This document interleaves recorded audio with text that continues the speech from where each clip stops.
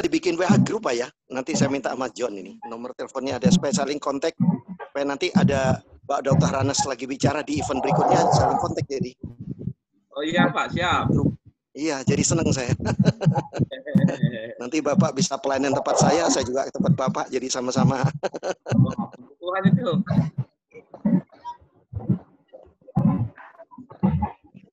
Baik. Sudah bisa kita mulai ya? Boleh. Shalom Bapak Ibu yang dikasihi Tuhan Yesus Kristus. Shalom. Allah, segala kebaikan, kemurahan dan cintanya pada malam ini Tuhan mempertemukan kita kembali dalam webinar dengan subtema Rapture atau pengangkatan gereja. Nah, saya percaya bahwa tema Rapture ataupun pengangkatan gereja pada malam ini akan membuat kita melihat rencana atau kehendak Allah yang indah bagi kita setiap anak-anaknya ya. Webinar ini dilakukan atas kerjasama dengan Sekolah Tinggi Teologia IKAT Jakarta, perguruan tinggi terakreditasi, dan kita berharap bahwa semua Bapak Ibu yang dikasihi Tuhan Yesus Kristus diberkati melalui webinar ini. Hormat saya sebagai keynote speaker untuk sepanjang webinar isu-isu kontekstual pelayanan pastoral dari Pendeta Dr. Hanas DSD disampaikan kepada Bapak Ibu sekalian. Sebelum kita memulai, kita akan berdoa bersama-sama ya. Mari kita berdoa. Bapa, kami bersyukur untuk kebaikan-Mu, terima kasih untuk cinta-Mu, kasih-Mu, kemurahan-Mu yang luar biasa di tengah-tengah pandemi COVID-19 ini kami bisa bertemu melalui webinar. Dan kami percaya Tuhan akan bekerja beracara berkarya dan memberkati akan webinar ini. Terima kasih untuk semua sahabat, teman-teman yang sudah mengikuti ataupun ada di dalam webinar ini, bahkan yang akan join, baik di dalam negeri maupun di luar negeri. Kami berdoa agar webinar ini bisa menjangkau banyak orang, menerima Yesus sebagai Tuhan dan Juru Selamat pribadi, dan umat Allah semakin bertumbuh, berakar, dan berbuah. Hamba tetap setia, hamba Tuhan tetap kudus, hamba Tuhan tetap sungguh-sungguh melayani pekerjaan-Mu, menanti kedatangan-Mu kedua kalinya. Terpuji nama-Mu Tuhan, kami siap memulai webinar ini, mohon berkat-Mu dalam nama Yesus. Tuhan ditinggikan, diagungkan, dipuji, disembah. Haleluya. Amin. Secara rahasia kedurhakaan telah mulai bekerja. Ya, senang sekali bisa dilakukan oleh Antikristus itu sudah berlangsung. Bersama-sama ya, berarti semua sekalian. Berarti sesuatu yang tidak bisa ditemukan oleh seorang. Ya, terima kasih sudah minta tolong di mute ya, supaya kita bisa memulai dengan baik. Terima kasih untuk semua kebaikan yang diberikan di dalam ketertiban webinar ini. Kita percaya bahwa berkat Tuhan melimpah bagi kita semuanya ya. Terima kasih. Ya, saya sharing PowerPoint-nya.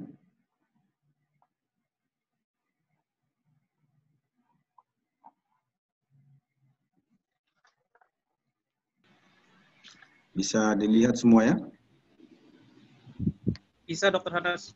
Ya, puji Tuhan.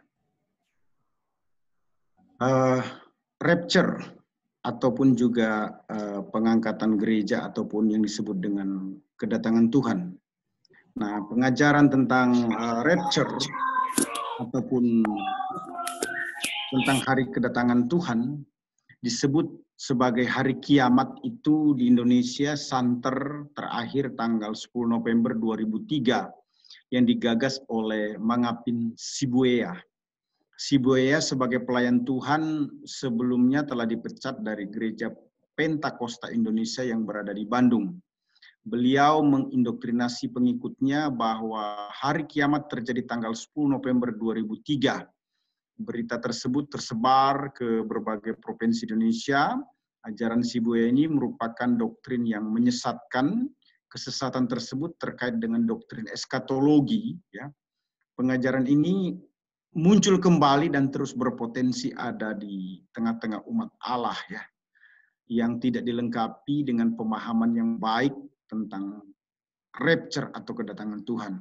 Namun bila doktrin ini dipahami sebagai rahasia Tuhan yang tak dapat diprediksi, maka justru sebaliknya akan menjadi pendorong umat untuk melayani dengan sungguh-sungguh guna mendapatkan penghargaan dari Allah untuk memerintah bersama dengan Kristus dalam kerajaan 1000 tahun.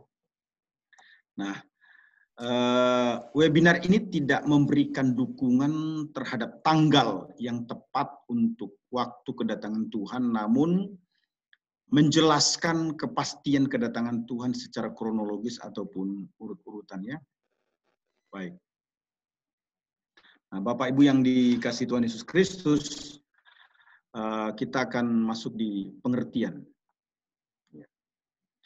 Pengertian rapture, istilah keangkatan diambil dari kata Latin yang artinya diangkat, terbawa atau diangkat ke atas. Itu dari kata raptu ya. Kemudian muncul istilah rapture, berasal dari bahasa Latin diartikan sebagai kedatangan Tuhan atau pengangkatan gereja. Istilah pengangkatan artinya diangkat dalam keadaan bahagia, membawa dengan segera, direbut dengan paksa, suatu keadaan yang menyenangkan, merupakan tindakan Allah untuk membawa segera yang dilakukan oleh Allah secara sepihak untuk dibawa ke dalam kebahagiaan. Jadi pengangkatan itu sebenarnya adalah merupakan satu tindakan yang menyenangkan atau membahagiakan ya. Nah, istilah kedatangan Tuhan lebih sering atau populer disebut sebagai pengangkatan. Pengangkatan berasal dari kata angkat, memiliki arti pertama naikkan atau tinggikan, kedua ambil atau bawa. Pengangkatan adalah proses atau cara atau perbuatan mengangkat. Jadi dapat dikatakan bahwa pengangkatan adalah tindakan Allah mengambil atau membawa, menaikkan, meninggikan atau mengangkut atau membawa ke atas. Nah, kata Latin rapture adalah padanan kata Yunani harpazo yang diterjemahkan diangkat dalam 1 Tesalonika 4 ayat 17, di mana peristiwa ini dijelaskan juga dalam 1 Korintus 15 ayat 1-58 yang menunjuk pengangkatan gereja dari bumi untuk menyongsong Tuhan di angkasa. Nah, pengangkatan terjadi hanya untuk umat Allah atau gereja yang setia kepada Kristus. Nah, Charles Ryrie sebagai penulis teologi yang luar biasa menjelaskan bahwa pengangkatan gereja adalah suatu keadaan dibawa ke sorga. Dan John Walvoord berkata, pengangkatan gereja adalah diangkat bersama-sama dengan mereka menyongsong Tuhan di angkasa. 1 Tesalonika 4 ayat 17 merupakan satu kebenaran indah yang dirancang khusus untuk mendorong orang-orang Kristen. Nah, H.L. Wilmington itu menjelaskan rapture adalah berasal dari bahasa Latin rapere yang berarti mengangkat dari suatu tempat ke tempat lain. Jadi kalau kita memperhatikan pendapat-pendapat di atas ya yang saya sampaikan tadi, maka kita bisa menyimpulkan bahwa yang disebut dengan pengangkatan gereja itu adalah suatu keadaan yang menyenangkan. Saya ulangi, keadaan yang menyenangkan di mana Allah dengan kekuatannya bertindak mengangkat setiap orang percaya atau orang saleh dari satu tempat ke tempat yang lain guna menyongsong dirinya sehingga bersama-sama dengannya selama-lamanya. Nah, setidaknya saya juga ingin menyampaikan dalam kesempatan ini ada dua istilah penting terkait dengan pengangkatan. Yang pertama disebut parousia. Nah, istilah parousia ini terdapat dalam 1 Tesalonika 4 ayat 15 dari istilah yang digunakan parousian. Akar katanya adalah parousia, artinya itu presence atau coming. Kalau kita perhatikan Bible.com mengartikannya sebagai coming. Jadi sebaiknya kita terjemahkan parousia ini kehadiran atau kedatangan. Yang kedua itu padanan katanya adalah harpazo. Nah, istilah yang digunakan dalam 1 Tesalonika 4 ayat 17 itu harpazometa, berasal dari akar kata harpazo, artinya to seize, atau oleh BibleHub.com diterjemahkan will be cut away. Jadi istilah harpazo itu secara leksikal dapat diartikan meraih atau menangkap. Ya. Kemudian kita perhatikan kedatangan Tuhan adalah peristiwa pre-tribulation view. Setidaknya itu ada 4 pandangan tentang kedatangan Tuhan. Pertama disebut pre-tribulation view, pengangkatan orang percaya terjadi sebelum tribulasi. Kemudian mid-tribulation view, pengangkatan orang percaya terjadi di tengah tribulasi. Kemudian post-tribulation view, pengangkatan gereja terjadi pada akhir tribulasi. Kemudian partial rapture view, pengangkatan orang percaya terjadi sebagian-sebagian, bisa di tribulation view, bisa di mid-tribulation view, bisa di post-tribulation view. Nah, saya memposisikan diri pada pandangan pre-tribulation view, di mana Kristus akan datang di awan-awan dan orang-orang percaya diubah sehingga memiliki tubuh kemuliaan guna menyongsong Kristus di awan-awan dan menikmati pesta pernikahan anak domba. 1 Tesalonika 4 ayat 17. Waktu menyongsong Kristus atau pengangkatan gereja pre-tribulation view itu jelas sekali dinyatakan oleh Chris Marantika ya, sebagai tokoh Injili, bahwa pengangkatan terjadi sebelum krisis besar selama 7 kali 1 tahun. Kedua, kalau kita perhatikan Wahyu 3:10, Tuhan akan melindungi gerejanya dari hari tersebut. Yang ketiga, 1 Tesalonika 1 ayat 10, Wahyu 6 ayat 7, di mana dijelaskan Tuhan Yesus akan menyelamatkan gerejanya dari murka yang akan datang. Yang keempat, 1 Tesalonika 5 ayat 19, Allah tidak akan menetapkan kita untuk menerima murka, tapi untuk beroleh keselamatan. Nah, waktu kedatangan Tuhan sebelum tribulasi sangat terkait dengan yang disebut dengan krisis besar, 7 kali 1 tahun atau 1 masa, sebagaimana yang dijelaskan di dalam Daniel 9 ayat 24 sampai dengan 27. Nah, untuk umat Allah akan ada dalam perlindungan Tuhan selalu. Puji Tuhan ya. Wahyu 3 ayat 10, dan diselamatkan atau tidak menimpa murka Allah. 1 Tesalonika 1 ayat 10, 5 ayat yang ke-9. Nah, saya dengan penuh kerendahan hati dalam kesempatan ini juga ingin menyampaikan hormat respek saya kepada Bapak Ibu sekalian yang mungkin tidak sepaham dengan saya. Bagi kita, saya ulangi berulang-ulang, yang paling utama itu adalah Yesus satu-satunya juru selamat dan tidak ada yang lain. Kenapa? Kepentingan kita adalah menggenapi doa Tuhan Yesus agar kita tetap satu adanya. Tetapi saya sebagai pembicara harus punya posisi. Kenapa? Kalau tidak, saya nanti tidak bisa memberikan statement ataupun pernyataan dalam webinar ini.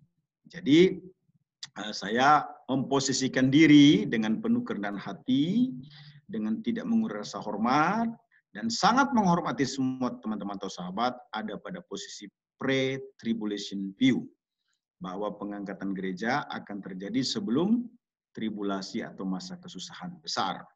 Nah, coba kita lihat korelasi ya,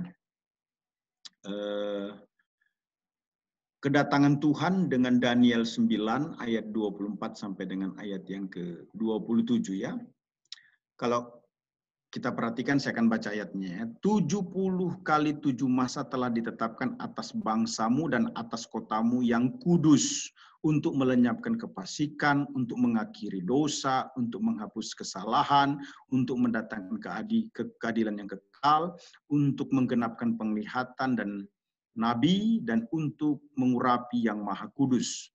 Maka ketahuilah dan pahamilah dari saat firman itu keluar, yakni bahwa Yerusalem akan dipulihkan dan dibangun kembali sampai pada kedatangan seorang yang diurapi. Seorang raja ada 7 kali 7 masa dan 60 2 kali 7 masa lamanya kota itu akan dibangun kembali dengan tanah lapang dan paritnya tetapi di tengah-tengah kesulitan. Sesudah ke-62 kali 7 masa itu akan disingkirkan seorang yang telah diurapi. Padahal tidak ada salahnya apa-apa, maka datanglah rakyat seorang raja memusnahkan kota dan tempat kudus itu, tetapi raja itu akan menemui ajalnya dalam air bah. Dan sampai pada akhir zaman akan ada peperangan dan permusnahan seperti yang telah ditetapkan. Perhatikan ayat 27. Raja itu akan membuat perjanjian itu menjadi berat bagi banyak orang selama 1 kali 7 masa. Pada pertengahan 7 masa itu, ia akan memberhentikan korban sembelihan dan korban santapan, dan di atas sayap kekejian akan datang yang membinasakan, sampai pemusnahan yang telah ditetapkan menimpa yang membinasakan itu. Nah, ayat 24, peserta webinar itu menyebutkan 7 kali 7 masa dan 60 kali 7 masa. Itu sudah digenapi pada 6 April tahun 32 sebelum Masehi. Jadi, Sidlow Baxter juga memberikan penguatan ya. Berapa lamanya jangka waktu antara keluarnya firman yang membangun kembali Yerusalem dan hari yang penting itu, atau jangka waktu dari tanggal 14 Maret 445 sebelum Masehi sampai dengan 6 April 32 Masehi? Menurut Sir Robert, lamanya ialah 173.880 hari, yaitu 483 tahun nubuatan yang terdiri dari 360 hari. Nah, Daniel 9 ayat 26 menyatakan ke-62 kali 7 masa itu akan disingkirkan seorang yang telah diurapi. Artinya sama dengan ayat dalam ayat 25. Yaitu seorang yang diurapi, seorang raja menunjuk kepada Mesias yang sudah disingkirkan melalui penyaliban Yesus Kristus di Golgota. Ayat 27 menyatakan raja itu akan membuat perjanjian itu menjadi berat bagi banyak orang selama 1 kali 7 masa. Artinya, Bapak Ibu, 7 masa dari yang ke-70 di 69 masa Daniel telah digenapi, sedangkan awal dari 1 kali 7 masa adalah bagian akhir dari Daniel 9 ayat 24 sampai dengan 27. Namun sebelumnya berlangsung 1 kali 7 masa, 7 tahun tribulasi, gereja atau orang-orang salehnya terlebih dahulu diangkat. Baik. Perhatikan korelasi kedatangan Tuhan dengan Wahyu 3 ayat 10, Wahyu 6 ayat 17, 1 Tesalonika 1 ayat 10, dan pasal 5 ayat yang ke-9. Firman Tuhan berkata demikian ya. Karena engkau menuruti firman-Ku untuk tekun menantikan Aku, maka Aku pun akan melindungi engkau. Dan pada hari pencobaan yang akan datang atas seluruh dunia, mencobai mereka yang diam di bumi. Perhatikan baik-baik ya. Saya ulangi, karena engkau menuruti firman-Ku, ini dikatakan kepada jemaat Philadelphia ya, untuk tekun menantikan Aku, maka Aku pun akan melindungi, perhatikan, melindungi engkau pada hari pencobaan yang akan datang atas seluruh dunia untuk mencobai mereka yang diam di bumi. Kemudian Wahyu 3 ayat 17 berkata, sebab sudah tiba hari besar murka mereka, dan siapakah yang dapat bertahan? Artinya dalam murka tersebut berat sekali orang bertahan beriman kepada Yesus Kristus.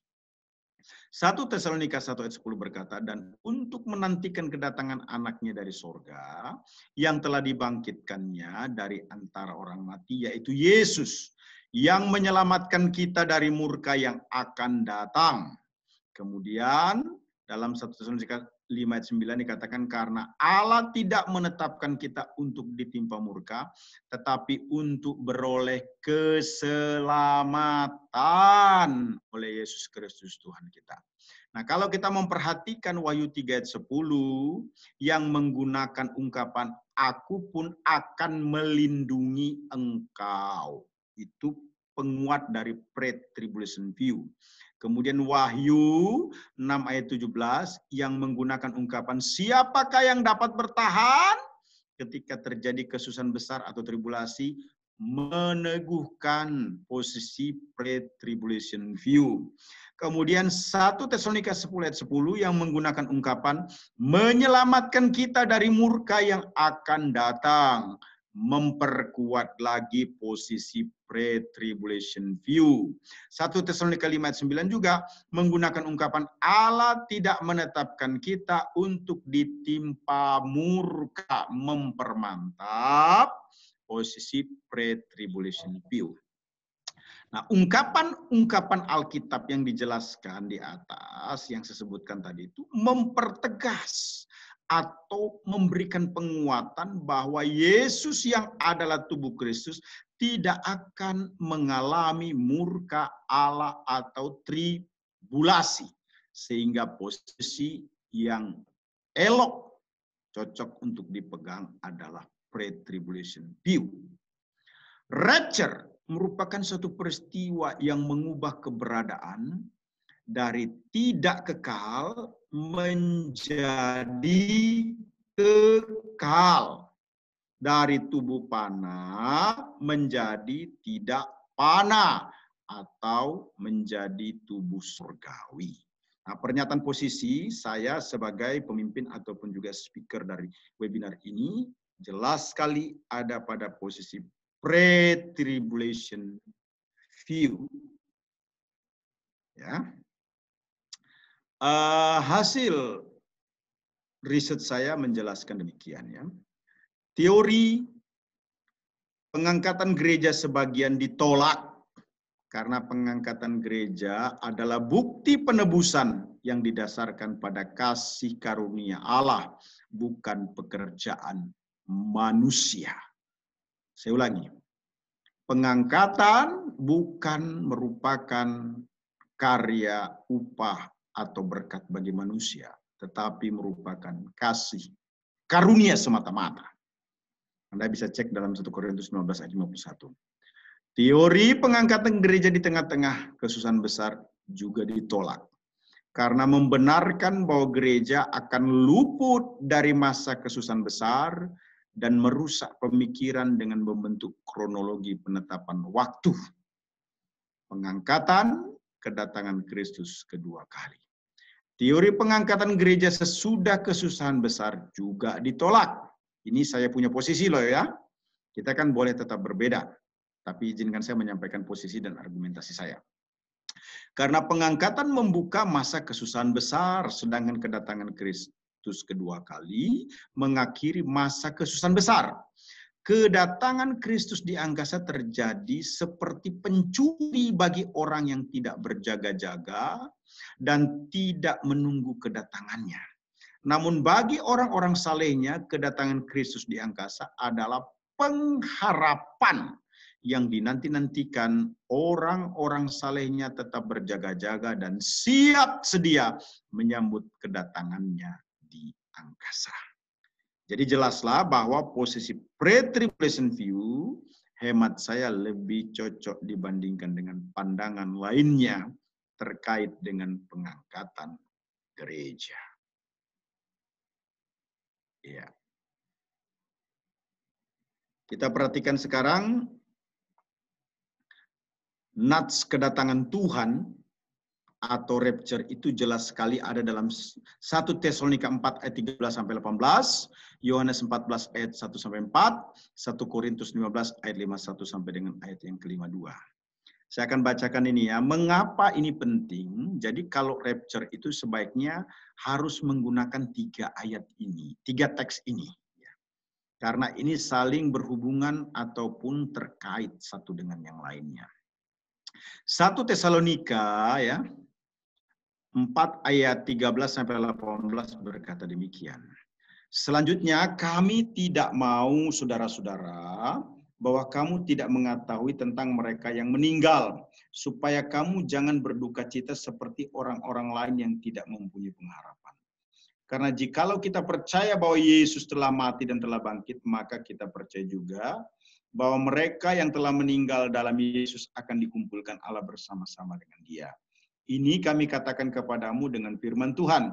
Kita yang hidup yang masih tinggal sampai kedatangan Tuhan sekali-kali tidak akan mendahului mereka yang telah meninggal.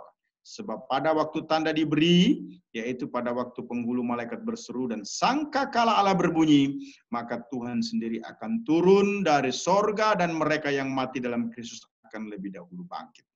Sesudah itu kita yang hidup, yang masih tinggal akan diangkat bersama-sama dengan mereka dalam awan menyongsong Tuhan di angkasa. Demikianlah kita akan selama-lamanya bersama-sama dengan Tuhan, karena itu hiburkanlah seorang akan yang lain dengan perkataan-perkataan ini. Kemudian nats yang kedua itu terkait dengan kedatangan Tuhan dalam Yohanes 14 ayat 1 sampai dengan ayat yang keempat. Firman Tuhan berkata demikian. Janganlah gelisah hatimu, percayalah kepada Allah, percayalah juga kepadaku. Di rumah Bapakku banyak tempat tinggal. Jika tidak demikian, tentu aku mengatakannya kepadamu. Sebab aku pergi ke situ untuk menyediakan tempat bagimu. Dan apabila aku telah pergi ke situ dan telah menyediakan tempat bagimu, aku akan datang kembali dan membawa kamu ke tempatku. Supaya di tempat di mana aku berada, kamu pun berada. Dan kemana aku pergi, kamu tahu jalan ke situ. Nah, kajian Alkitab yang ketiga itu terkait dengan kedatangan Tuhan ada dalam 1 Korintus 15 ayat 51 sampai dengan ayat yang ke-52. Firman Tuhan berkata demikian. Sesungguhnya aku menyatakan kepadamu suatu rahasia, kita tidak akan mati semuanya, tetapi kita semuanya akan diubah dalam sekejap mata pada waktu bunyi napiri yang terakhir. Sebab napiri akan berbunyi dan orang-orang mati akan dibangkitkan dalam keadaan yang tidak dapat binasa dan kita semua akan diubah. Peserta webinar yang diberkati Tuhan, saya melalui 1 Tesalonika 4 ayat 13 sampai 18, Yohanes 14 ayat 1 sampai 4, dan 1 Tesalonika 15 ayat 51 sampai 52 menunjukkan atau sudah mengkaji adanya hubungan-hubungan tema proposisi yaitu kedatangan Tuhan. Jika melihat ya klausa-klausa yang ada, maka saya menyimpulkan ada 12 hal terkait dengan tema utama atau tema proposisi kedatangan Tuhan. Yang pertama, ada harapan bagi setiap saudara ataupun teman-teman seiman untuk bersama-sama saat rapture. Yang kedua, setiap orang percaya yang telah meninggal dunia akan dikumpulkan Allah bersama-sama dengan Dia, yaitu Tuhan.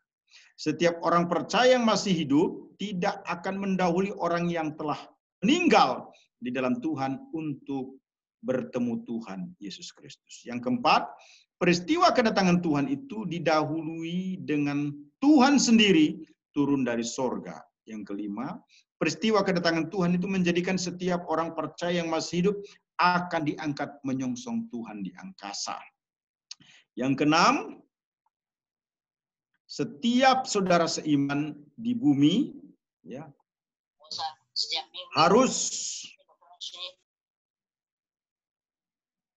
Yang keenam, setiap saudara seiman di bumi harus saling memberikan penghiburan atas meninggalnya saudara seiman. Ya. Yang ketujuh, Yesus akan pergi ke sorga, ke rumah Bapa, suatu tempat yang sangat memadai bagi Yesus. Yang kedelapan, Yesus pergi ke rumah Bapa untuk menyediakan tempat bagi setiap orang percaya. Yang kesembilan, saat kedatangan Tuhan, setiap orang percaya akan bersama-sama dengannya. Dengan Tuhan maksudnya. 10, Yesus menjelaskan dirinya sendiri adalah jalan ke rumah Bapa. 11, setiap orang ya, salehnya yang hidup ketika Tuhan datang atau rapture akan diubahkan. Ke-12, setiap salehnya yang telah meninggal dunia akan dibangkitkan dalam keadaan yang tidak dapat binasa. Baik. Selanjutnya kita akan memperhatikan eksposisi ya atau penjelasan eksegesis dari gabungan 3 teks terkait dengan kedatangan Tuhan, yaitu 1 Tesalonika 4 ayat 13 sampai dengan 18, Yohanes 14 ayat 1 sampai dengan ke-4, kemudian 1 Korintus 15 ayat 51 sampai dengan 52. Yang pertama, ya perhatikan baik-baik. Waktu kedatangan Tuhan ditandai dengan seruan penghulu malaikat. 1 Tesalonika 4 ayat 13 sampai dengan 16 bagian A berkata demikian.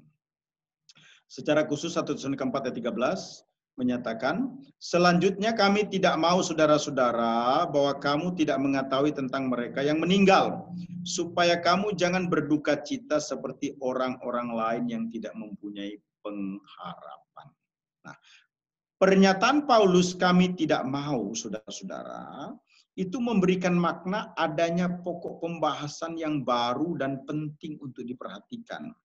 Paulus itu begitu memberi perhatian terhadap setiap orang percaya yang telah meninggal di dalam Tuhan.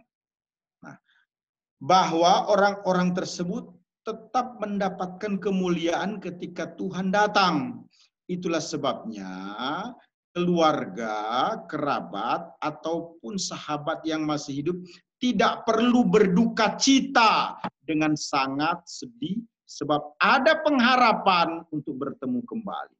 Ada kemuliaan yang akan diperoleh oleh setiap orang yang telah meninggal dunia di dalam Tuhan. Yakni akan dibangkitkan. Suatu peristiwa yang sangat mulia terjadi, di mana jiwa orang percaya yang telah meninggal dunia dalam kondisi tertidur, sehingga ketika Kristus datang, orang tersebut akan dibangkitkan. Atau roh orang percaya yang telah meninggal dunia di dalam Kristus itu sebenarnya tertidur. Dan satu ketika orang tersebut akan dibangkitkan di tubuh baru. Nah, 1 Tesalonika 4 ayat 14 menyatakan, karena jikalau kita percaya bahwa Yesus telah mati dan telah bangkit, maka kita percaya juga bahwa mereka yang telah meninggal dalam Yesus akan dikumpulkan Allah bersama-sama dengan Dia. Kematian dan kebangkitan Yesus Kristus itu adalah inti Injil. Dengan demikian setiap orang yang mati setelah menerima Yesus atau menerima Injil juga akan dibangkitkan seperti Yesus bangkit dari antara orang mati. Kuasa Allah yang sama yang telah membangkitkan Kristus juga akan membangkitkan orang yang mati sebagai bukti bahwa Ia berkuasa atau Tuhan berkuasa memberikan kehidupan untuk selama-lamanya. Nah, saudara yang kekasih di dalam Tuhan Yesus Kristus, ini menjadi penting buat kita sebagai anak-anaknya atau sebagai orang yang percaya kepadanya. 1 Tesalonika 4 ayat 15 menyatakan, ini kami katakan kepadamu dengan firman Tuhan, ya. Kita yang hidup, yang masih tinggal, sampai kedatangan Tuhan sekali-kali tidak akan mendahului mereka yang telah meninggal. Paulus melalui ayat 15 di atas ingin menunjukkan keterbatasannya atau ketidaktahuannya.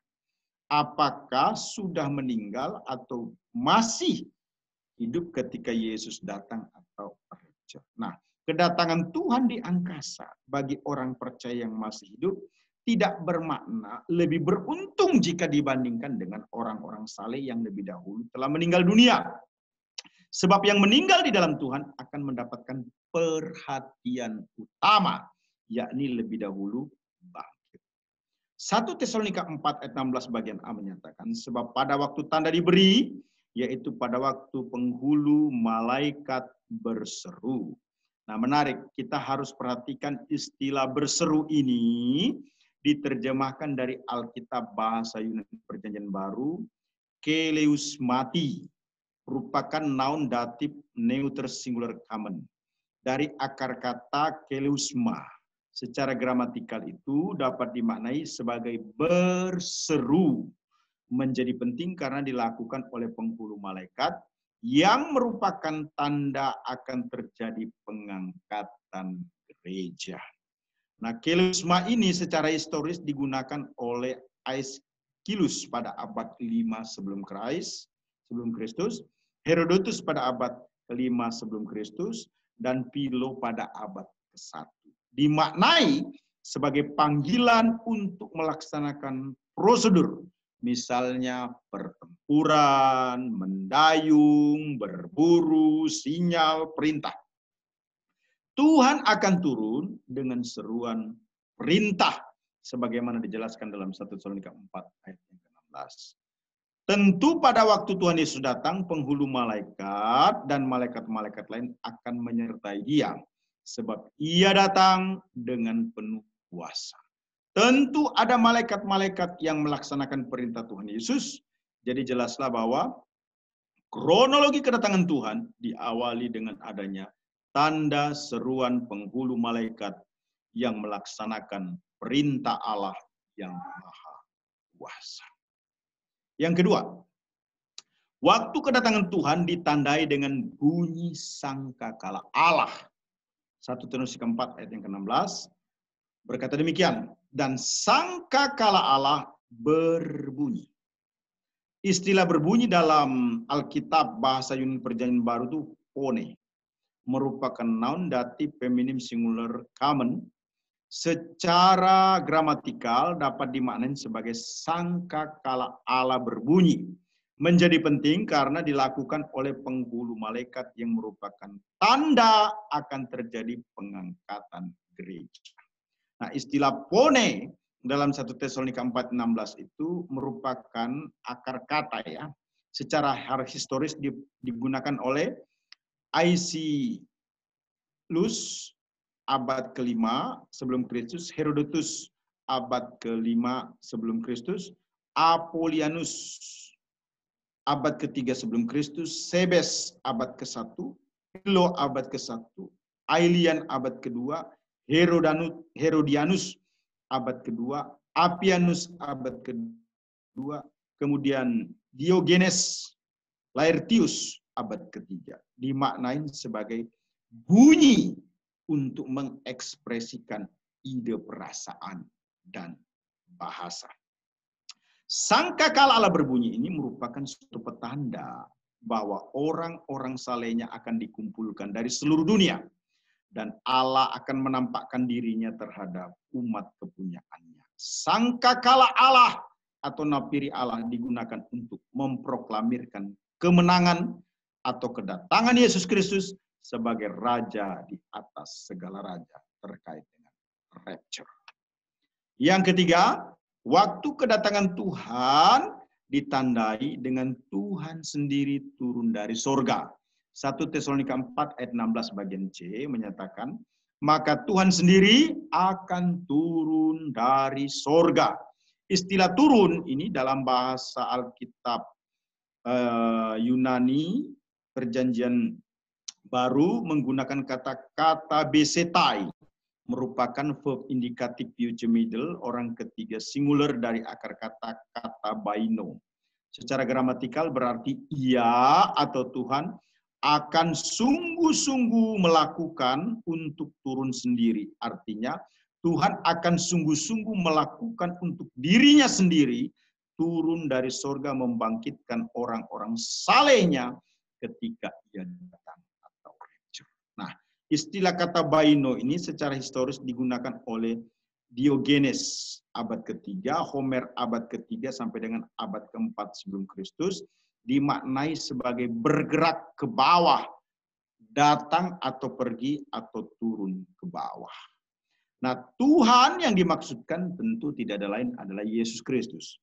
Yesus Kristus sendiri yang melantik atau mengangkat orang-orang salehnya, menyongsongnya di angkasa dan bukan malaikat. Suatu bentuk pelayan yang sangat mulia dari Yesus terhadap orang percaya. Sekaligus menunjukkan suatu peristiwa yang hanya bisa dilakukan oleh Allah yang Maha Kuasa. Kemudian yang keempat, kedatangan Tuhan ditandai dengan orang percaya yang telah mati dalam Yesus Kristus dibangkitkan. 1 Tesalonika 4 ayat 16 bagian D menyatakan, dan mereka yang mati dalam Kristus akan lebih dahulu bangkit. Istilah bangkit dalam Alkitab bahasa Yunani itu menggunakan kata anatesontai, merupakan verb indikatif future middle orang ketiga plural dari akar kata anistemi. Secara gramatikal bermakna mereka akan sungguh-sungguh mengalami kebangkitan atau dibangkitkan. Lebih dahulu ketika Tuhan datang atau rapture. Istilah anistemi ini secara historis digunakan oleh Homer pada abad ke-8 sampai dengan ke-6 sebelum Kristus, dimaknai sebagai penyebab berdiri atau tegak atau naik. Jadi kedatangannya ditandai dengan ia lebih dahulu membangkitkan orang-orang saleh yang telah meninggal dunia. Hal ini menjadi penguat hati setiap umat Allah bahwa setiap orang percaya sekalipun telah meninggal dunia juga akan mengalami rapture. Yang kelima, kedatangan Tuhan itu ditandai dengan orang-orang percaya yang masih hidup diubahkan. 1 Korintus 19 ayat 51 sampai 52 ini menyatakan, sesungguhnya aku menyatakan kepadamu suatu rahasia. Kita akan mati semuanya, tetapi kita semuanya akan diubah dalam sekejap mata pada waktu bunyi nafiri yang terakhir. Sebab nafiri akan berbunyi dan orang-orang mati akan dibangkitkan dalam keadaan yang tidak dapat binasa, dan kita semua akan diubah. Istilah diubah dalam Alkitab bahasa Yunani Perjanjian Baru itu alagesometa, merupakan verb indikatif future passive orang pertama plural dari akar kata alaso. Secara gramatikal itu bermakna kita. Artinya setiap orang percaya yang belum meninggal dunia akan sungguh-sungguh diubahkan ketika Tuhan datang atau rapture. Istilah alaso ini secara historis dipergunakan oleh Aeschylus abad ke-5 sebelum Kristus. Maknanya untuk membuat sesuatu lain atau berbeda atau diubah, ya. Digunakan juga oleh Artemidorus abad kedua, Diodorus Siculus abad ke-1 sebelum Kristus dimaknai sebagai mengubah kebiasaan. Digunakan oleh Oracala Sibilina abad ke-6 sampai 5 sebelum Kristus, dan dalam Hermetic Writings pada masa kekaisaran sebelum abad ke-4. Dimaknai untuk mengubah kondisi tubuh orang percaya pada hari untuk masuk di dalam kemuliaan Allah yang kekal. Appianus juga menggunakan istilah tersebut pada abad yang kedua, dimaknai untuk mengganti atau mengubah pakaian. Peristiwa mengubah atau pemberian tubuh baru bagi orang percaya dari panah menjadi tidak panah, menjadi tidak mati, yang dilakukan Allah saat rapture itu merupakan suatu rahasia ilahi yang harus diberitakan. Tubuh yang akan segera diubah akan dijadikan tidak dapat binasa atau kekal. Tubuh yang akan diubah diperuntukkan kepada semua orang percaya.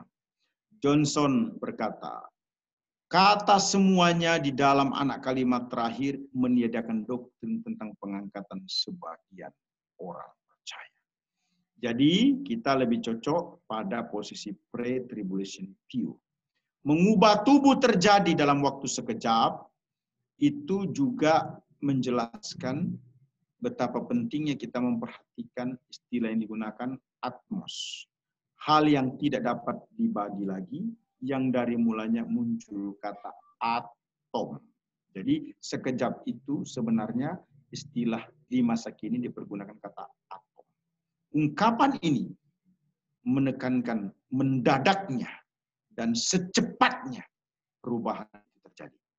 Sekejap mata menjelaskan suatu kejadian yang begitu mendadak dan cepat dikaitkan dengan bunyi sangkakala yang terakhir. Jadi peristiwa pengubahan tubuh yang panah menjadi tubuh kemuliaan terjadi begitu cepat pada waktu nafiri terakhir dibunyikan. Suatu babak baru telah diakhiri sekaligus memulai yang baru, yakni orang percaya bersama-sama dengan Kristus. Kemudian yang keenam, kedatangan Tuhan ditandai dengan semua orang percaya diangkat bersama menyongsong Tuhan di angkasa.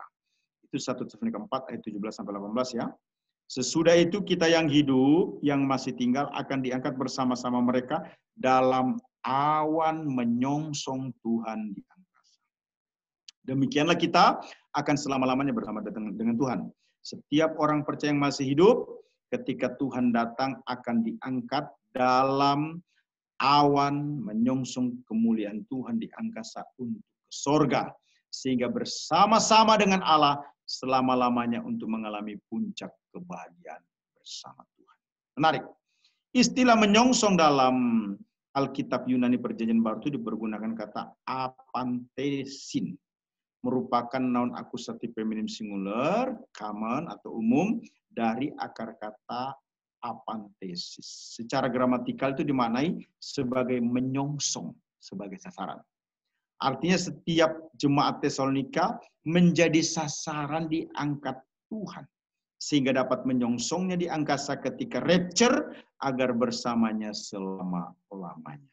Nah, istilah apantesis ini secara historikal digunakan oleh Sophocles abad ke-5 sebelum Kristus, digunakan di Septuaginta sekitar abad ke-3 sebelum Kristus, Polybius abad ke-2 sebelum Kristus, Epistle of Aristes abad ke-2 sebelum Kristus, Diodorus Siculus abad ke-1 sebelum Kristus, Philo pada abad yang ke-1 dimaknai untuk bertemu.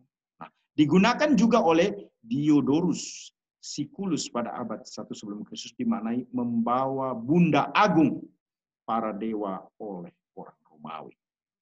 1 Tesalonika 4:18 ini menyatakan, karena itu hiburkanlah seorang akan yang lain dengan perkataan-perkataan ini.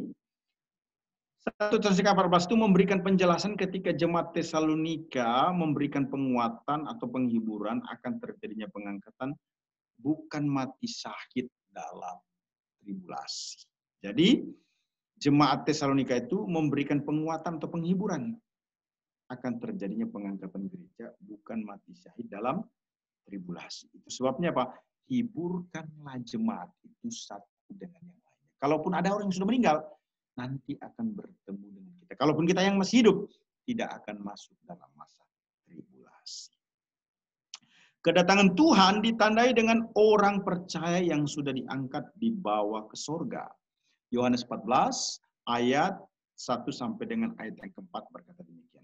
Janganlah gelisah hatimu, percayalah.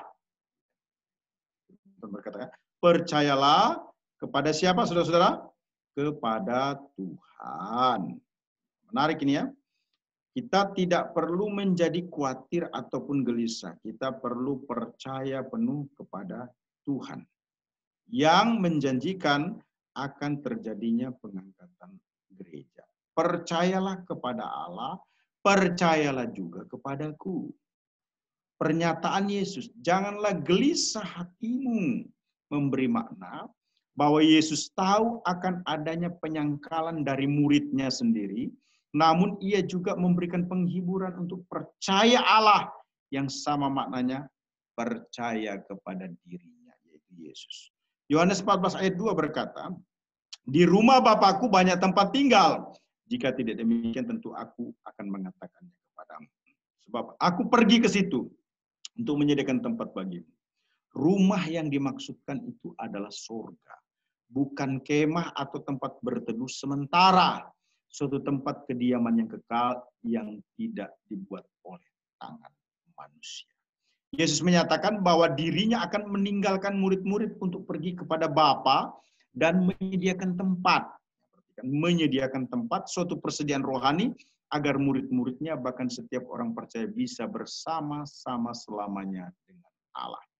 Yohanes 14 ayat 3 berkata, dan apabila aku telah pergi ke situ dan telah menyediakan tempat bagimu, aku akan datang kembali dan membawa kamu ke tempatku, supaya di tempat di mana aku berada, kamu pun berada. Yesus berjanji akan datang untuk menjemput atau membawa setiap orang percaya ke sorga, suatu tempat yang disediakan oleh Yesus. Nah, istilah membawa dalam Alkitab, bahasa Yunani Perjanjian Baru itu paralempsomai, merupakan verb indikatif future middle, orang ketiga tunggal dari akar kata paralambano. Secara gramatikal bermakna, aku Tuhan Yesus akan sungguh-sungguh membawa murid-murid, yaitu saleh-salehnya ke sorga ke rumah Bapa ketika rapture. Istilah paralambano secara historis ini digunakan oleh Euripides abad ke-5 sebelum Kristus, Herodotus abad ke-5 sebelum Kristus, dimaknai sebagai pergaulan yang erat, membawa diri ke dalam, membawa atau ikut. Digunakan juga oleh Diodorus Siculus abad ke-1 sebelum Kristus, dimaknai sebagai membawa, digunakan oleh Aelianus abad kedua, Lucian abad kedua dimaknai membawa ke rumah. Nah, Yohanes 14 ayat 4 menyatakan, dan kemana aku pergi, kamu tahu jalan ke situ. Pernyataan Yesus tersebut menunjukkan kekurangan pengertian murid-murid tentang nilai-nilai rohani yang tanpa alasan. Jadi jelaslah bahwa ketika Yesus Kristus datang di angkasa, menjemput setiap orang atau saleh-salehnya, maka semua orang percaya tersebut dibawa ke sorga. Penjelasan urutan di atas yang saya sudah jelaskan itu terkait dengan kedatangan Tuhan terjadi dalam satu paket. Hanya terjadi dengan kronologi yang berbeda. Perhatikan statement saya. Saya sebagai peneliti atau pemimpin webinar, keynote speaker pada malam ini, menyatakan secara keseluruhan ya, apa yang saya jelaskan di atas, teori ataupun data-data kitab itu, yang dimaksudkan dengan kedatangan Tuhan adalah tindakan kekuatan Allah membawa pergi saleh-salehnya atau gerejanya dari muka bumi menyongsong Tuhan di angkasa untuk hidup selama-lamanya bersama-sama dengan Allah. Adapun kronologi kedatangannya dicirikan dengan seruan penghulu malaikat, bunyi sangkakala Allah, Tuhan sendiri turun dari surga, orang percaya yang telah mati dalam Yesus dibangkitkan, orang percaya yang masih hidup diubahkan, semua orang percaya diangkat bersama-sama menyongsong Tuhan di angkasa, dan semua orang percaya yang sudah diangkat dibawa ke surga. Saya kira presentasi saya cukup. Terima kasih, Tuhan memberkati. Selanjutnya saya serahkan kepada the best host kita, Brother John. Ya, terima kasih Dr. Hanas untuk penjelasan materinya. Dan saya ucapkan terima kasih juga untuk Bapak Ibu semuanya yang telah mengisi pertanyaan di kolom chat. Pertanyaan pertama akan saya bacakan langsung dari Bapak Pendeta Yandinus Jali. From Yandinus, mohon penjelasan tentang pandangan posmil dan amil. Kalau premil itu jelas sebagaimana posisi penyanyi materi, penyampai materi, karena premil itu memang yang dipegang oleh almarhum Dr. Kris Marantika. Terima kasih Pak Dr. Hanas. Iya. Kalau bicara tentang amil itu kan sebenarnya tidak mempercayai adanya kerajaan 1000 tahun ya. Gitu ya. Nah, pandangan amil ini tidak mempercayai adanya kerajaan 1000 tahun. Saya kira setiap orang sah-sah saja, boleh saja memahami atau menerima pemahaman tersebut ya. Tapi menurut saya data di dalam kitab Wahyu itu milenium atau kerajaan 1000 tahun itu sebenarnya suatu keadaan kondisi yang real ya. Malam ini sebenarnya kita pokok utamanya itu bicara tentang ini ya. Rapture dulu ya, belum masuk di dalam kerajaan 1000 tahun ya. Terima kasih. Ya, terima kasih untuk pertanyaan dan terima kasih Dr. Hanas untuk penjelasannya. Pertanyaan selanjutnya dari Bapak Amiruddin Sihombing. Shalom Pak Hanas, pada Wahyu 12, perempuan dan naga, khususnya pada Wahyu 12 ada yang menafsirkannya tentang Yesus Kristus. Dan ada juga yang menafsirkan ini rapture. Mohon penjelasan karena Wahyu ditulis sesudah Yesus naik ke surga. Terima kasih. Iya. Salah Wahyu 5 sama Wahyu 12. Mungkin yang saya mau sampaikan dalam kesempatan ini, kita harus punya kelas khusus untuk membahas kitab Wahyu ini ya. Terima kasih untuk penghargaannya, untuk pertanyaannya di Wahyu 12 ayat yang kelima ya. Supaya tidak melebar, mungkin kita keep dulu terkait dengan Wahyu 5 ini. Mengapa? Karena nanti ada kaitannya juga dengan kuda putih. Kuda putih itu apakah mutlak Yesus atau antikristus? Saya kira begitu ya. Nah, lebih baik kalau kita akan membahas itu di topik berikutnya. Jadi kita konsentrasi saja melihat ini pada peristiwa yang disebut dengan rapture. Memang saya harus mengatakan bahwa pelajaran eskatologi ini merupakan pelajaran yang rumit, tetapi kita harus memahami dulu yang namanya pengangkatan gereja merupakan satu kepastian. Supaya tidak bias pemahaman kita tentang eskatologi ini, baiknya malam ini kita fokus dulu di terkait dengan rapture ya. Nanti saya akan beri kesempatan di next webinar kita akan membahas tentang kitab Wahyu ya, tentang perempuan dan naga. Terima kasih, saya kira begitu ya Pak Amiruddin, boleh ya Pak ya? Iya Pak Anas, terima kasih Pak. Silakan. Ya, terima kasih Dr. Hanas. Pertanyaan selanjutnya dari Bapak Mayor Agusto. Shalom Dr. Hanas. Dalam kerajaan 1000 tahun di bumi, apakah bumi sudah dimusnahkan atau masih ada? Sehubungan dengan Matius 24 ayat 36. Ayat ini sering digunakan oleh saksi Yehova mendiskreditkan orang Kristen. Anak pun tidak tahu. Mohon pencerahan dari kedua pertanyaan tersebut, Dr. Hanas. Terima kasih. Ya, mungkin yang bisa saya jawab terkait dengan Matius 24:36 itu, Yesus memang tidak tahu dalam keadaannya sebagai manusia kapan akan terjadinya kedatangan anak manusia. Secara manusiawi Yesus tidak tahu, itu menggambarkan. Kalau Yesus secara manusia sejati saja tidak tahu, apalagi kita yang adalah manusia biasa, orang berdosa, terlalu arogan buat kita kalau kita bisa menyatakan kapan tanggal Yesus datang. Saya kira gitu ya. Terus terkait dengan kerajaan 1000 tahun di bumi, nanti kita akan bicarakan itu yang disebut dengan milenium ya. Kalau memang mata pelajaran tentang ataupun webinar tentang eskatologi ini dianggap penting, mungkin kita perlu webinar khusus untuk topik ini ya.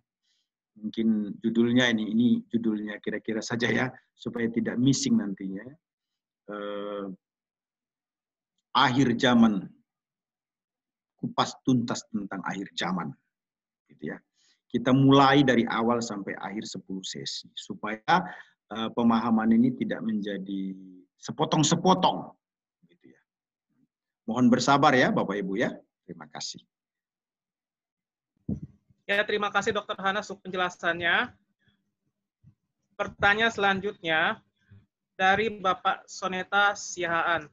Shalom Dr. Hanas. Bertanya dalam konteks Wahyu 7 ayat 14 terjemahan baru. Maka kataku kepadanya, Tuanku, Tuhan mengetahuinya. Lalu ia berkata kepadaku, mereka ini adalah orang-orang yang keluar dari kesusahan yang besar, dan mereka telah mencuci jubah mereka dan membuatnya putih di dalam darah anak domba. Pertanyaannya, siapakah orang-orang tersebut yang keluar dari kesusahan besar? Dan dalam Lukas 18 ayat 8 terjemahan baru, aku berkata kepadamu, ia akan segera membenarkan mereka. Akan tetapi, jika anak manusia itu datang, adakah ia mendapati iman di bumi? Pertanyaannya, kalimat tersebut diperuntukkan untuk siapa? Yang tertinggalkah atau left behind? Mohon pencerahannya. Terima kasih. Ya, saya ingin menyampaikan dalam kesempatan ini, teologi itu satu pemahaman yang kohesif, saling berhubungan satu dengan yang lainnya dan juga komprehensif, artinya harus menyeluruh. Prinsip-prinsipnya dasarnya saja yang ingin saya sampaikan dalam kesempatan ini ya, bahwa orang yang tertinggal itu pasti masuk di dalam yang namanya kesusahan besar atau tribulasi. Supaya kita tidak bias juga menafsirkan Wahyu 7 ayat 14 ini dan juga pertanyaan Lukas 18 ayat 8, maka sebenarnya kita harus melakukan eksegesis itu lebih dalam. Dalam artian begini, saya dengan penuh kerendahan hati mau menyatakan bahwa yang disebut eksegesis itu meliputi beberapa tahapan. Yang pertama disebut analisis kontekstual. Yang kedua disebut analisis sintaktikal. Yang ketiga disebut analisis verbal, meliputi leksikal, gramatikal, dan historikal. Yang keempat disebut analisis homiletikal. Yang kelima disebut analisis teologikal. Mungkin Bapak Ibu merasa kurang pas malam ini. Kenapa? Karena saya tidak terpancing ataupun langsung bersemangat menjawab pertanyaan-pertanyaan yang seperti ini. Mengapa? Karena itu perlu kajian yang lebih dalam lagi agar tidak salah di dalam menafsirkannya. Ini sama dengan penjelasan begini. Orang percaya itu kalau dia mati pasti masuk surga enggak? Jawaban saya pasti. Kalau dia sudah meninggal dunia. Dalam artian percaya Yesus langsung mati masuk surga. Terus bagaimana kalau orang percaya itu setelah terima Yesus di dalam hidupnya, jatuh di dalam dosa sampai mati, tidak mengaku dosanya, masuk surga atau neraka? Nah itu tidak bisa dijawab ya atau tidak. Perlu penjelasan, uraian yang lebih panjang lagi. Ini sama dengan pertanyaan-pertanyaan begini ya. Tapi pada prinsipnya yang ingin saya sampaikan bahwa orang yang tidak masuk dalam pengangkatan gereja dipastikan kalau dia masih hidup, dia pasti masuk tribulasi. Nah, orang yang sudah mati itu tidak bisa masuk tribulasi karena dia sudah mati. Jadi yang masuk tribulasi itu siapa? Hanya orang-orang yang masih hidup ketika Yesus datang di angkasa menjemput kita sebagai saleh-salehnya. Terima kasih. Ya, terima kasih Dr. Hanas untuk penjelasannya. Untuk saat ini akan saya beri kesempatan bagi Bapak, Ibu, saudara-saudari sekalian yang ingin bertanya langsung dengan Dr. Hanas. Waktu dan tempat saya persilahkan. Shalom, Pak. Shalom, Pak. Shalom, shalom. Dari saya, Pak Ishak. Ya, silakan Pak. Ya, silakan Pak Ishak. Terima kasih Pak Dr. Hanas buat penjelasan yang cukup bagus bahwa pengangkatan gereja merupakan peristiwa yang nyata dan pasti akan terjadi. Benar ya, karena firman Tuhan dengan tegas dinuliskan dan sudah dibahas. Pertanyaan saya ini berkaitan dengan pengalaman Pak Hanas ya. Apakah di dalam Al-Quran ada penjelasan pedoman tentang masa depan manusia juga seperti yang Alkitab ini? Mungkin yang lebih baik. Terima kasih Pak Dr. Hanas. Ya, saya mohon maaf dulu karena ini ditonton oleh semua saudara-saudara saya, baik yang seiman maupun tidak seiman. Saya tidak bermaksud untuk menggurui teman-teman yang tidak seiman, tetapi saya ingin sampaikan bahwa bagi saudara-saudara kita Muslim sangat punya pemahaman konsep yang baik, di mana mereka juga akan mendapatkan kehidupan yang kekal, yang abadi. Nah, sebaiknya penjelasan itu dijelaskan oleh saudara-saudara kita dan bisa ditanya langsung kepada mereka ya, supaya tidak menjadi bias. Terima kasih. Baik, baik. Saya bertanya karena saya melihat CV-nya Pak Hanas kuat sekali untuk sharing. Terima kasih Pak. Ya, terima kasih. Oke, terima kasih Dr. Hanas. Ya, silakan Bapak, Ibu, saudara-saudari sekalian yang ingin bertanya langsung Dr. Hanas. Waktu dan tempat saya persilahkan.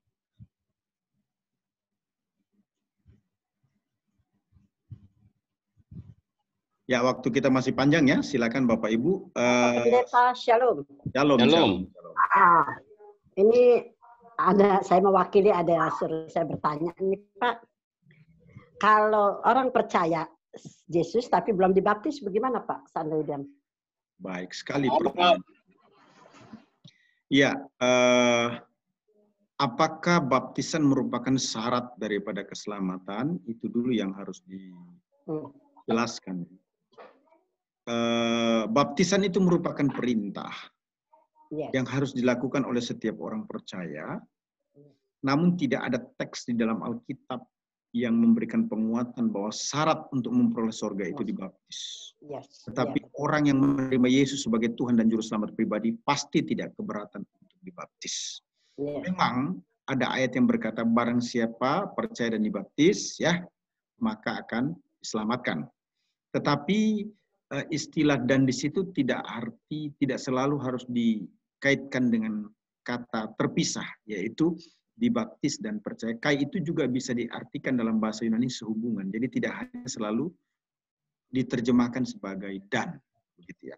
Kalau kita memperhatikan secara keseluruhan teks Alkitab, Bapak Ibu ya, maka kita akan menemukan bahwa salvation atau keselamatan itu adalah kekuatan terhebatnya Roma 10 ayat 9-10. Jika kita mengaku dosa kita, sebab dengan hati orang percaya dan dibenarkan, dengan mulut orang mengaku dan diselamatkan, maka kita akan memperoleh hidup yang kekal. Jadi dengan hati percaya, mulut mengaku, maka surga terbuka lebar. Nah, terkait dengan kehidupan spiritual life, maka saya mau sampaikan dalam kesempatan ini, semestinya orang yang sudah terima Yesus sebagai Tuhan dan Juru Selamat pribadi, dia harus mampu menunjukkan kehidupan sebagai orang yang sudah ditebus. Terima kasih. Terima kasih, Pak. Ya, terima kasih Dr. Hanas untuk penjelasannya. Ya, kesempatan selanjutnya saya berikan Saya. kepada Bapak Ibu. Shalom. Saya, Pak. Shalom. Shalom, shalom. Mari sahabat kita Pak Pendeta Calvin. Ya, maaf Pak, saya baru masuk. Kalau tadi ada jemaat meninggal, jadi saya masih urus. Saya nggak tahu apakah Bapak sudah penjelasan sampai di mana. Ya. Tapi eskatologi ini mungkin saya minta tolong Bapak jelaskan kepada semua peserta webinar supaya kita satu pemahaman, Pak. Karena mungkin bisa saja ada yang perbedaan. Misalnya tiga pandangan misalnya trip, post trip dan pre-trip ya. Kan pandangannya berbeda-beda itu, Pak. Lalu kira-kira mana yang kita lebih dekat kepada itu supaya webinar itu juga pesertanya juga punya pemahaman yang sama, sehingga kita ketika berbicara kepada orang lain atau jemaat itu juga bisa ini. Hanya mungkin dari setiap gereja punya pemahaman, mungkin dia penganut post trip yang mengatakan bahwa Yesus datang angkat gereja atau rapture terjadi setelah penganiayaan besar-besaran. Mungkin ada juga yang trip bahwa ya mungkin penganiayaan di awal di mana sudah mulai ada potong-potong leher, orang sudah mulai disiksa-siksa baru Yesus datang. Bagi saya, ngapain Yesus datang pas orang sudah lagi menderita begitu? Ataukah premil yang berpendapat bahwa Yesus datang angkat gereja itu sebelum masa tribulasi, karena gereja tidak diizinkan masuk ke situ. Hanya seperti tadi Bapak tadi bilang, yang besar kemungkinan masuk ke situ adalah orang-orang Kristen yang masih hidup dalam dosa, masih hidup dalam keduniawian dan sebagainya. Lalu bagaimana dengan pandangan Bapak soal rapture itu dispensasial ya. Lalu yang berikutnya lagi pengangkatan parsial, Pak. Ya, itu mungkin Bapak pingin untuk sampaikan lagi supaya kita disegarkan lagi, Pak. Ya, terima kasih Pak Pendeta Calvin, saat yang baik, pertanyaan yang luar biasa. Tadi saya sudah jelaskan ada posisi pre-trip, mid-trip, post-trip, dan juga partial rapture view. Ya. Ya. Nah, endingnya saya menyatakan bahwa posisi saya ada pada posisi pre-tribulation view. Gitu ya. Mengapa itu menjadi penting? Karena beberapa teks baik kitab Wahyu, 1 Tesalonika, ya, itu memberikan penguatan dukungan terhadap posisi itu. Nah, dalam kesempatan ini saya juga harus menghargai dan menghormati teman-teman yang tidak sepaham dengan saya. Sekira kalau Bapak Ibu tidak sepaham dengan saya justru memberikan ruang ini bagi Bapak Ibu untuk memberikan penjelasan tanpa harus saya akan mengkonternya. Karena ini kan webinar sifatnya adalah mengedukasi, membuat kita menjadi kaya sebagai hamba Tuhan, punya wawasan yang luas, kita bisa berbeda. Sekali lagi saya menyampaikan bahwa yang tidak bisa berbeda bagi kita cuma satu, yaitu Yesus satu-satunya juru selamat. Itu harga mati yang tidak bisa tidak. Nah, monggo silakan. Saya premil, Pak. Saya premil kalau saya memahami Matius 24 ayat yang ke-22 itu, walaupun konteksnya Israel, tetapi di situ dibilang orang-orang pilihan yang waktunya juga akan dipersingkat. Artinya bahwa sebelum terjadi tribulasi itu gereja sudah diangkat. Jadi saya lebih cenderung itu, Pak. Jadi saya sependapat dengan Bapak.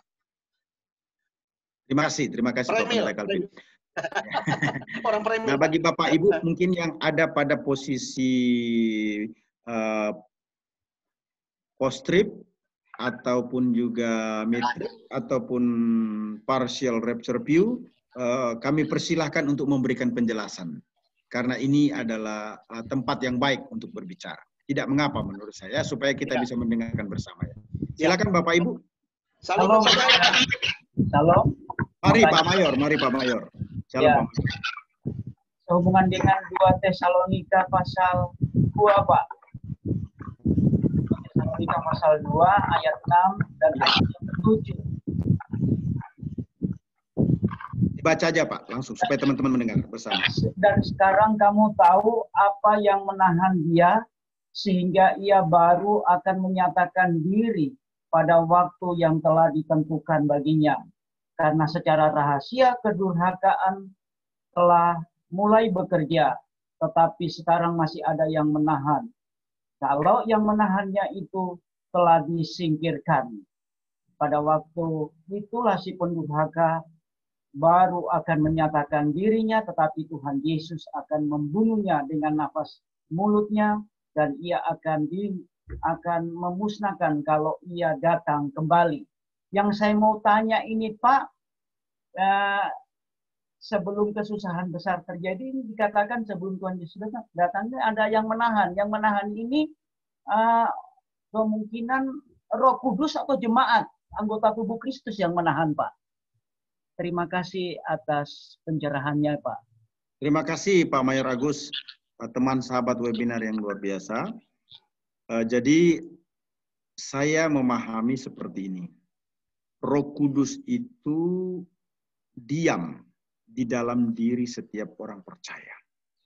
Roh Kudus itu di dalam perjanjian baru tidak keluar masuk. Roh Kudus itu kepada setiap orang yang mengaku Yesus Tuhan dan percaya dalam hati bahwa Allah telah membangkitkan dia dari antara mati, dia duel, artinya tinggal. Roh Kudus itu mungkin saja tidak aktif, tapi tidak berarti keluar dari orang percaya. Ketika orang percaya itu berbuat dosa, Roh Kudus itu tetap ada, tetapi tidak menjadi efektif. Artinya orang itu tidak dipenuhi, dikuasai, tidak dikendalikan oleh Roh Kudus. Nah, Bapak Ibu, Roh Kudus itu kepentingannya sebenarnya dicurahkan pada peristiwa Pentakosta, tidak ada lain kecuali menciptakan yang namanya tubuh Kristus atau body Christ. Peristiwa Pentakosta itu yang paling penting itu sebenarnya apa? Melahirkan tubuh Kristus yang disebut dengan body Christ atau orang percaya. Nah, ketika Roh Kudus itu diam tinggal di dalam orang percaya, maka ya orang percaya itu yang masih di bumi bersama dengan Roh Kudus ya akan menjadi penahan sehingga tidak muncul atau tidak datang yang namanya kekuatan antikris yang merajalela. Namun ketika gereja diangkat, itu artinya Roh Kudus juga diangkat bersama dengan orang percaya. Karena Roh Kudus itu kepentingannya tidak ada lain kecuali untuk meyakinkan akan dosa, mendiami orang percaya, di mana orang percaya harus memberikan peluang agar dikuasai, dikendalikan, dikontrol oleh Roh Kudus. Nah, ketika orang percaya itu diangkat, maka Roh Kudus yang bersama dengan orang percaya itu juga tidak ada lagi di dunia. Nah, dengan demikian, ya, siapa yang menahan sehingga pendurhaka itu belum menyatakan dirinya? Saya lebih cenderung kalau itu adalah Holy Spirit yang tinggal di dalam diri orang percaya. Terima kasih. Terima kasih, Pak. Ya, terima kasih. Selamat malam. Shalom, selamat malam Pak Selamat James. malam. Ya, saya Mari Pak James. Jauh dari timur ini. Dari Sulawesi. Menarik, saya berterima kasih untuk penjelasan Pak Hanas.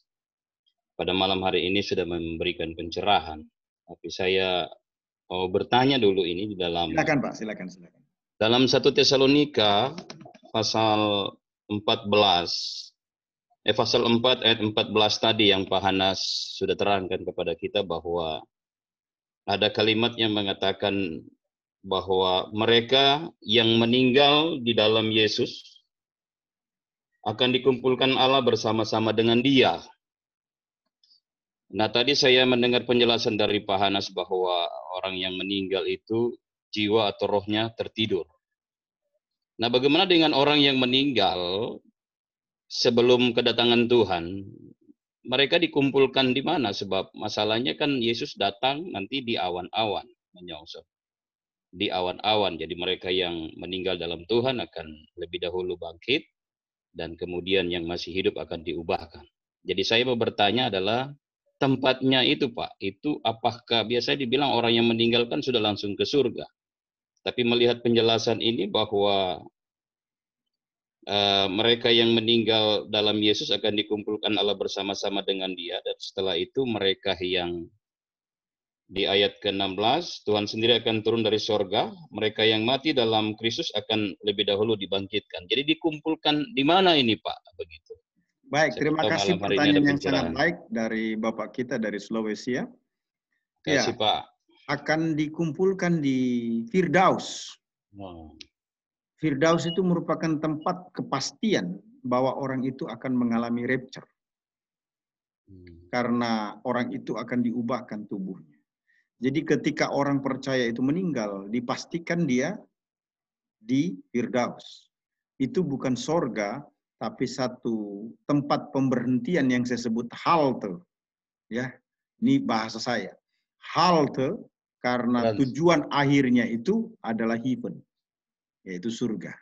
Jadi orang yang mati itu sebenarnya belum pergi ke sorga, tapi sedang ada di satu tempat pemberhentian halte yang namanya Firdaus. Karena Yesus akan datang berdasarkan 1 Tesalonika, penjelasan saya juga tadi di Yohanes maupun juga di 1 Korintus, akan membangkitkan orang yang mati itu untuk memberikan tubuh yang baru sehingga bersama-sama menyongsong Tuhan di angkasa.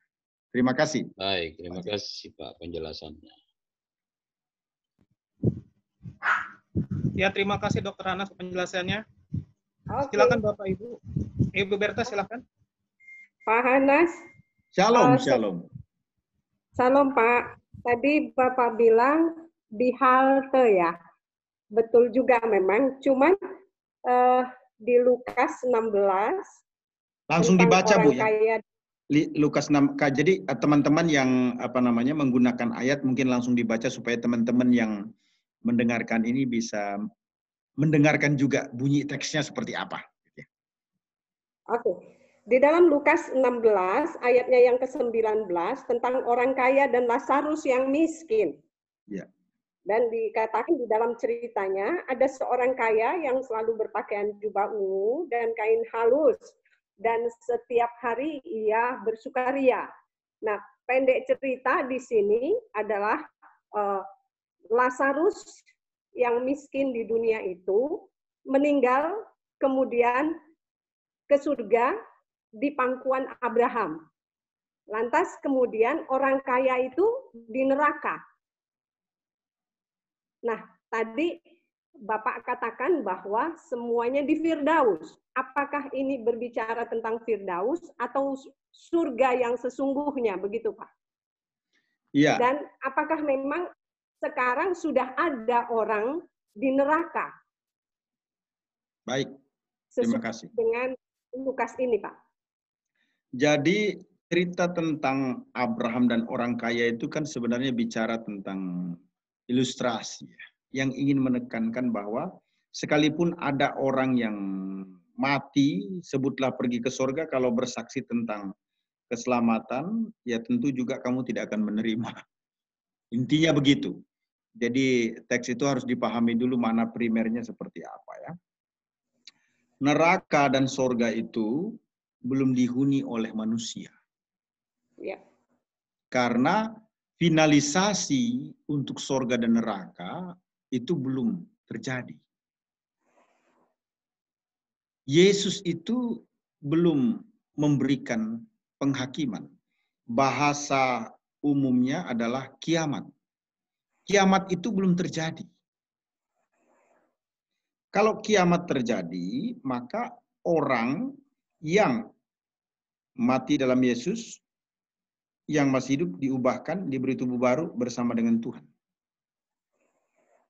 Tapi orang yang tidak percaya akan ada kebangkitan tersendiri. Nah, makanya saya bilang ini kita perlu kajian waktu khusus untuk eskatologi ya. Nanti dari peristiwa itu akan ada babak khusus bagi orang yang tidak percaya, yang akan dihakimi kalau dia sudah mati. Sebaliknya juga orang yang masih hidup akan mendapatkan penghakiman. Istilahnya itu gini, ada kamar-kamar tersendiri, ada sesi-sesi, ada waktu-waktu tersendiri. Nah, di mata kuliah ini kan pelajaran eskatologi ini sebenarnya minimal 3 SKS ya. Bayangkan kalau dia biasanya itu 16 kali pertemuan. 16 kali pertemuan itu 2 jam biasanya ya, 100 menit. Biasanya begitu kan? Minimal 100 menit ya. Ya, minimal 100 menit. Jadi perlu ada sesi khusus kelihatannya. Nanti coba kita doakan pikirkan ya. Mestinya harus dimulai dengan penjelasan tentang nubuat-nubuat sampai dengan kekekalan. Terima kasih. Tapi secara simpel yang saya mau sampaikan kepada Ibu Berta bahwa belum terjadi penghakiman terakhir, baik bagi orang yang hidup maupun bagi orang yang mati. Sehingga bisa dikatakan bahwa surga itu sendiri belum dihuni oleh manusia dan neraka itu sendiri belum dihuni oleh manusia. Karena neraka itu akan dihuni setelah terjadi penghakiman bagi orang yang tidak percaya. Surga itu akan dihuni setelah terjadi Yesus datang di angkasa menjemput kita sebagai saleh-saleh. Terima kasih.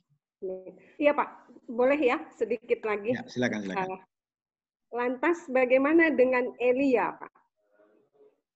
Iya, pertanyaan itu juga ditanyakan sebelumnya ya. Jadi saya memahami bahwa Elia ini mengalami yang namanya mujizat pengawetan. Sorga yang dimaksudkan itu bukanlah sorga seperti yang kita pahami. Tapi dia ada pada satu tempat karena Elia sendiri ini nanti akan datang untuk menjadi saksi dalam masa tribulasi. Yang dari sorga itu cuma satu, Bu.